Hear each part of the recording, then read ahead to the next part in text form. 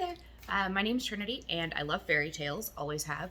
I recently realized that I really only know the European ones, though. So I'm on a quest to find fairy tales that are new to me and hopefully new to you too. Today's is The Fairy Frog, which is a Swazi tale that was at some point translated by Terry Berger. A couple of words that I didn't know, so I wanted to find just in case you don't either. Kraal, Kraal, is a little village of huts, a traditional style one, usually has a fence around it.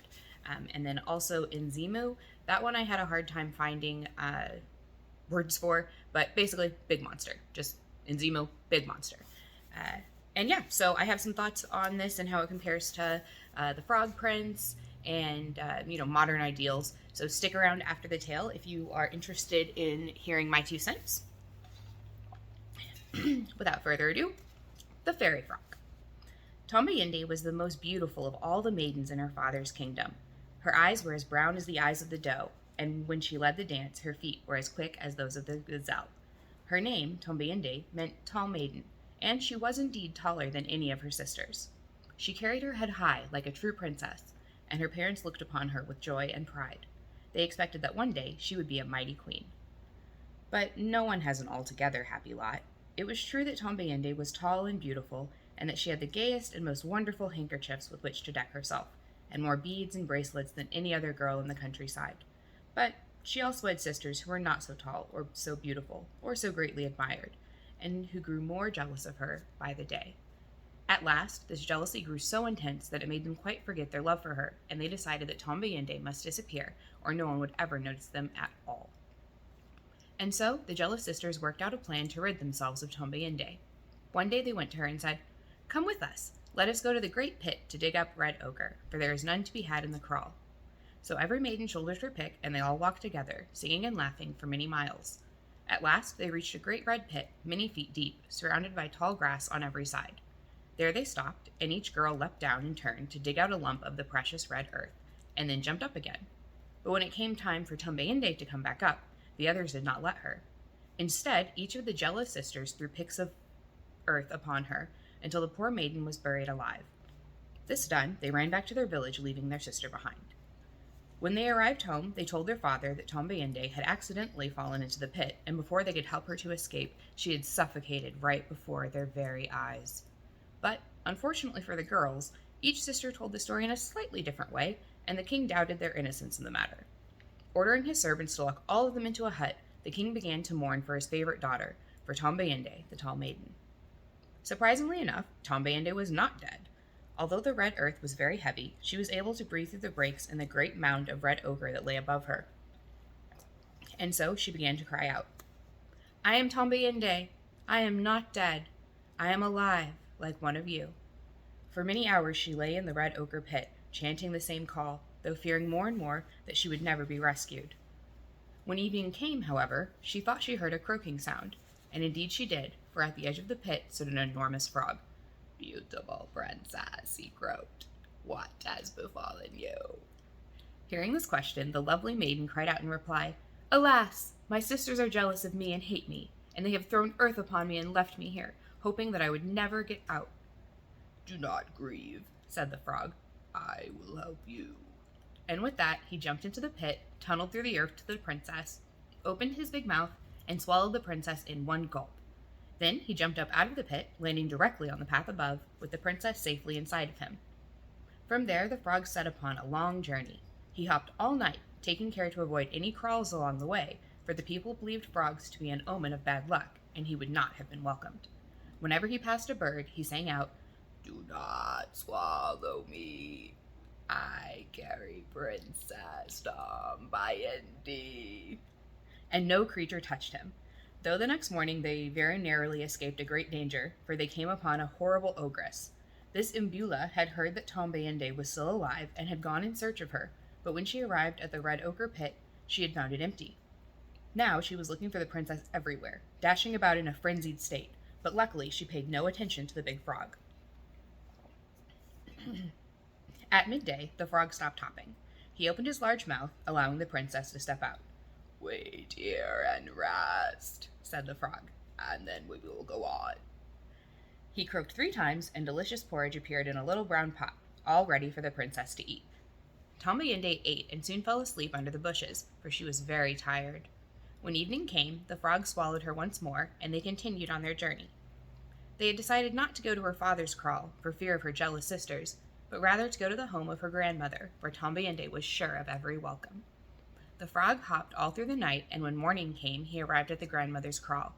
Hopping up to the chief hut, the frog sang out loudly, "I am carrying Tombayinde, the beautiful princess, whom they buried in the red pit." Out came the old grandmother, crying out, "Who is speaking? Who knows what has become of my darling Tombayinde?" "It is I that knows all about her. Bring clean mats to spread before me, and you shall see," said the frog. All the women hurried to get fine new mats, and these they placed before him.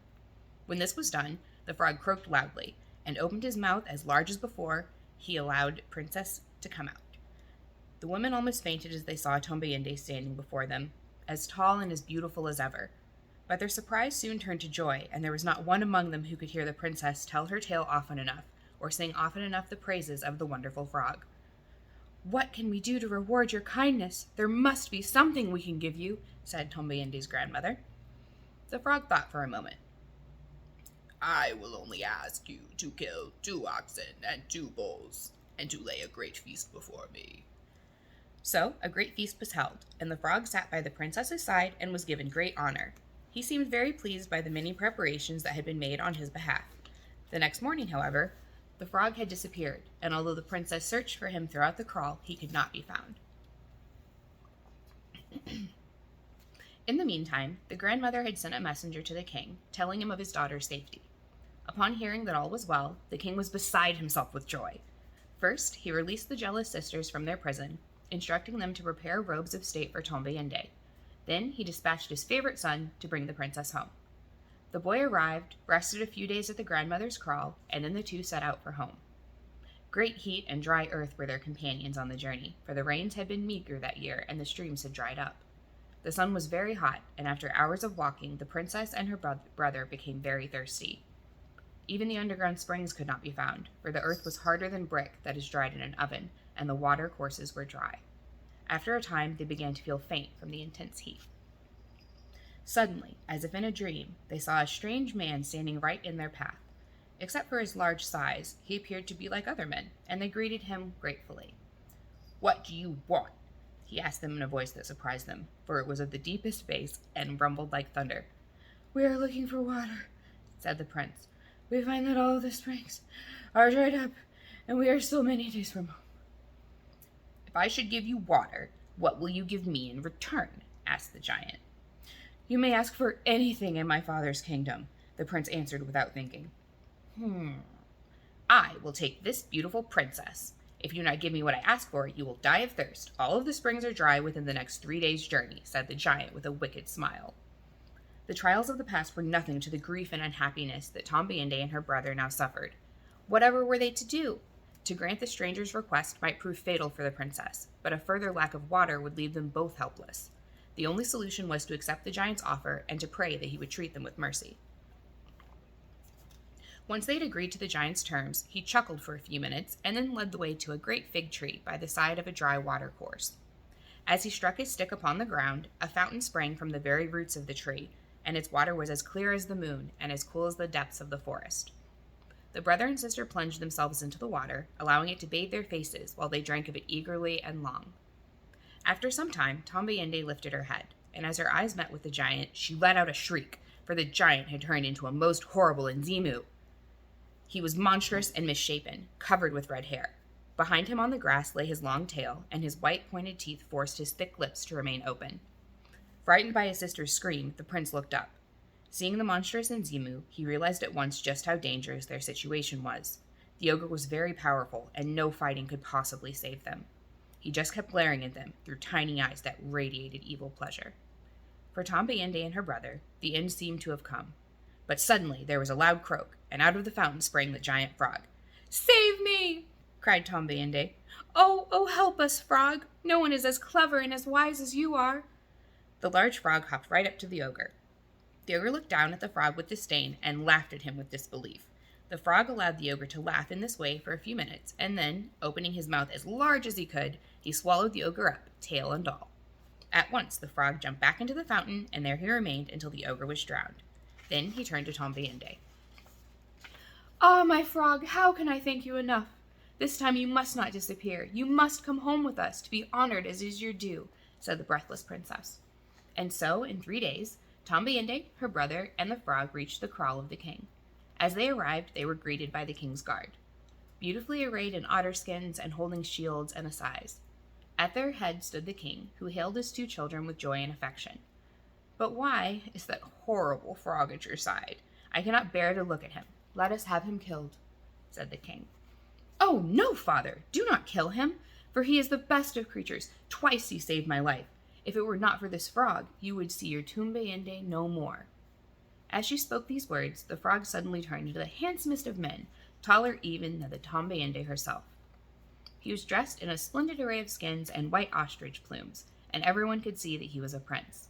Loud, happy shouts greeted him, but the princess herself did not seem too surprised to see what had happened. "I am no frog," said the prince. "My father is a great chief. The ogre, from whom I rescued the princess, bewitched me in days gone by. But now that I have won the heart of a maiden, I am free once more. Please, sir, give me the hand of your beloved daughter in marriage, and 100 cattle shall be yours." And so, in a few days later, Tombiende married the fairy frog, and into the story that brought joy to them both. As for the wicked sisters, the king forgave them, and Tombiende soon forgot all they had done and thought only of her happiness in her new home. The end. So, love a story with a happy ending. It actually took me a couple of reads to figure out exactly what was going on because of the monsters and their names. I looked up Nzimu, the monster thing, and in the story, it's described as a giant and an ogre, and then a giant lizard, I guess, with big old teeth and puffy lips and a long tail, but covered in red hair. So, no lizard I've ever heard of. Maybe it's native to the region. But in any case, the closest I could come up to was Insimu, which is Insimu, so the same but with his S instead of a Z. And that can mean field, garden, territory, which that one kind of makes sense to me because giants are territorial typically in stories. And the last one, field mouse. So now I'm picturing a toothed, lizardy, red, overgrown field mouse. And that just makes me so happy. But to the point where I think I might want to make a little sculpture out of it. We'll see. Also making sculptures on this channel. So yeah, there were, I mean, obviously, like, the father being asked for her hand isn't ideal. But after I read through it again, I did realize, like, no, the magic happened because she had already fallen in love with him. So it was suitable for him to be like, hey, can we get married then? Because I am a human now, so clearly she loves me. So yeah, I don't know. Pretty cute. I definitely like this better than The Frog Prince, which is a tale that I'm more familiar with. I think a lot of people in the US probably are too. But in that one, the frog is just being kind of devious and secretive and demanding and kind of blackmailing the princess. I really like this one because it has a lot more going on. It has a lot more characters, and Tombiende could not be replaced with a lamp. So, yeah. Like, subscribe. There's another video, so I will probably try to put a link up here somewhere at some point, and you can click that.